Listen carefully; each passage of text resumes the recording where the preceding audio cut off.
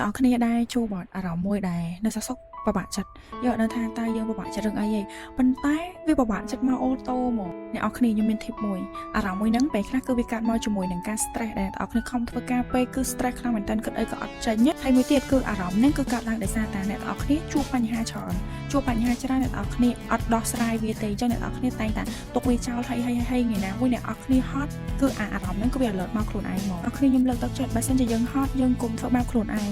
យើងកុំដាក់សម្ពាធឲ្យផ្លូវចិត្តខ្លួនឯងវាលែងដើរទៅមុខទៀតអ្នកនរគ្នាហត់អ្នកនរគ្នាអាចសម្រាកទាំងកាយសម្រាកទាំងចិត្តខ្ញុំទទួលស្គាល់ថាយើងម្នាក់ៗគឺត្រូវការងារត្រូវការលុយត្រូវការសម្រាកប៉ុន្តែអ្នកនរគ្នាត្រូវដឹងថាចំណុចទាំងអស់នោះអ្វីដែលធំជាងគេគឺផ្លូវចិត្តរបស់យើងភាពជោគជ័យគឺវាមិនមែនជាអ្វីដែលអ្នកនរគ្នាត្រូវមានទេបើសិនជាវាប្រៀបជាមួយនឹងសុខភាពរបស់អ្នកនរគ្នាទ្រុឌទ្រោមពីមួយថ្ងៃទៅមួយថ្ងៃភាពជោគជ័យណាគេក៏ចង់បានដែរតែអ្នកនរគ្នាត្រូវដឹងថាតើភាពជោគជ័យរបស់អ្នកនរគ្នាទៅលើអីគេ